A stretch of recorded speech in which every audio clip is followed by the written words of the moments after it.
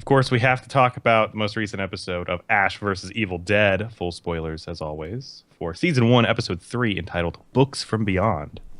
A mysterious woman finds the destruction at Kelly's parents' farm. Meanwhile, Ash, Pablo, and Kelly continue their quest with the Necronomicon, and Fisher finds herself in another terrifying, inexplicable situation. Joining us, as always, Tim Vargulish. Thank you. Hello. So, what'd you guys think about this episode? Pretty awesome. Oh boy, oh brother. Alex, I'm gonna stop you right there.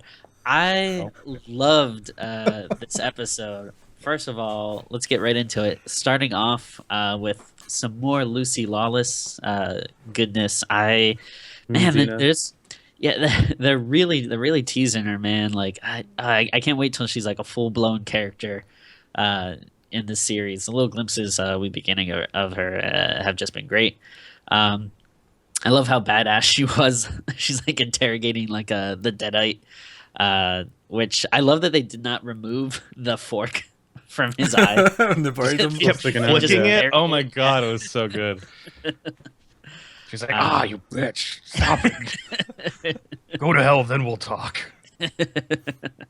But yeah, man, this was fucking awesome. I loved it. I loved like kind of like the smaller character moments, like when they're just talking in the car.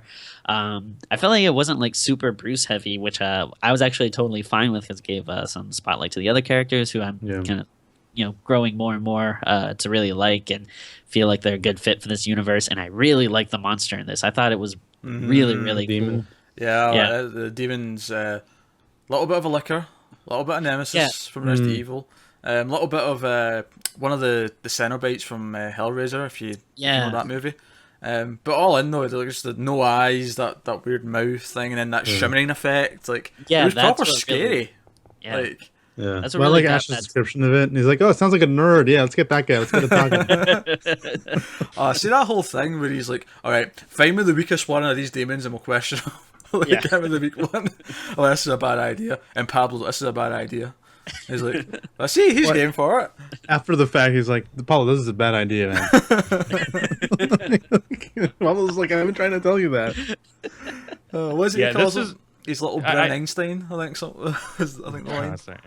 I have to say, I think this is the first episode that really sold me 100% on why this can work as a serialized show. You know, how we can have like a complete story in an episode and then kind of move on to the next part of the mission, and it feels self-contained enough where you go, oh, it's the Books from Beyond. It's the episode in the bookstore. Good, cool. Like, that's awesome. Whereas the previous one was, this is when they go and see Kelly's parents. Awesome, cool. And we just keep moving forward with everything, and especially with the monster. I have to also agree with you guys because that was pretty awesome. Yeah, I mean, just the effects on it really worked.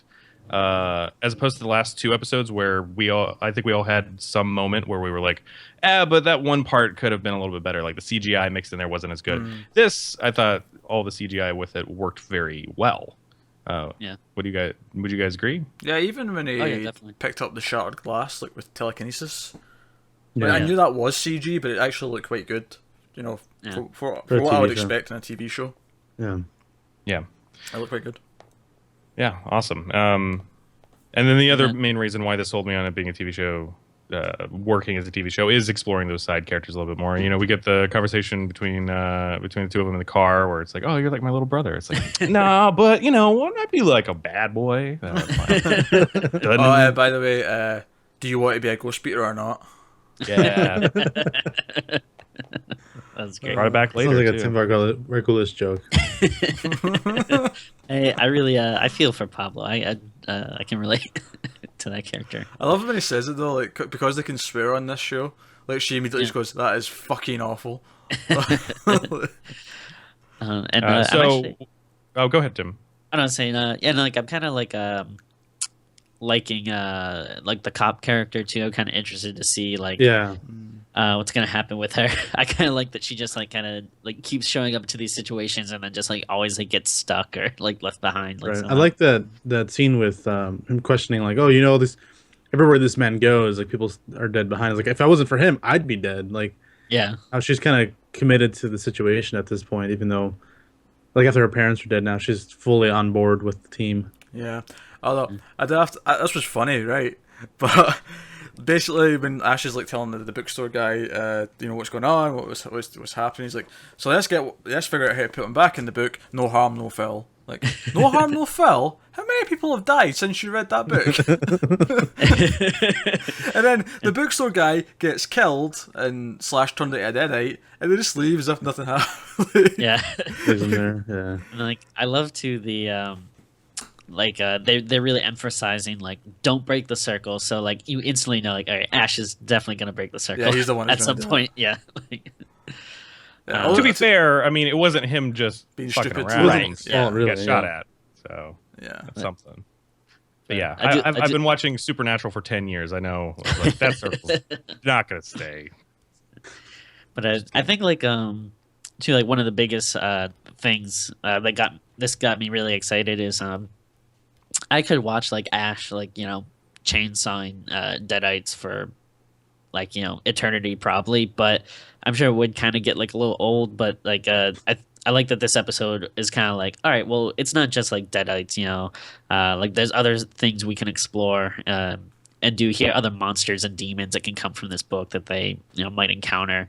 It's kind of like Buffy the Vampire Slayer. It's like, all right, well, we're not going to do vampires every episode. Like there's other, you know, stuff. things. Yeah, and then they can do different things. It's not just like this one messing with their mind. Like I'm sure there'll be other games that do different things and be a different episode as far as dealing with how to find a solution for this particular demon.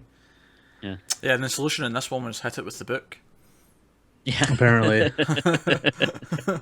Yeah, I mean, I guess if there is some negative aspects to this, it's Get the fuck out. yeah. How dare you, sir?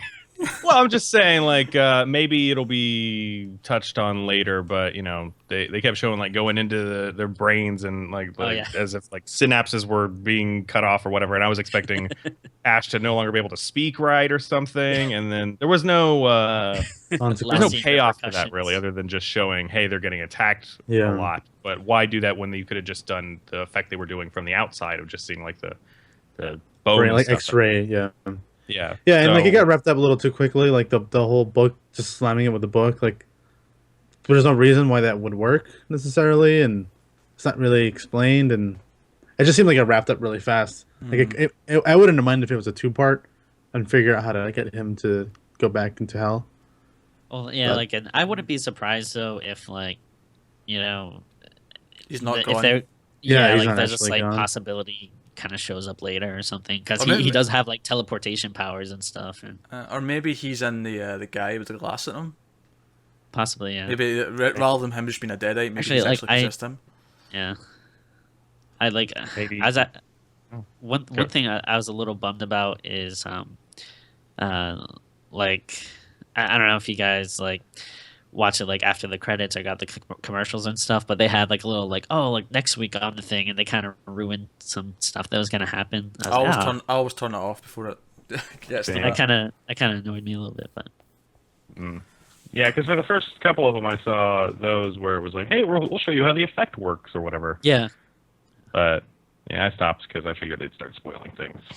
Yeah, not like obviously not a huge spoiler. Like I kind of already saw like what. Or I kind of figured like what was going to happen that they showed it, but like I was like, probably would have not been better to not know. But you're still excited for next week, right? Hell yeah! I think it's safe to say that this gets almost canceled stamp of approval for #1 show of the year.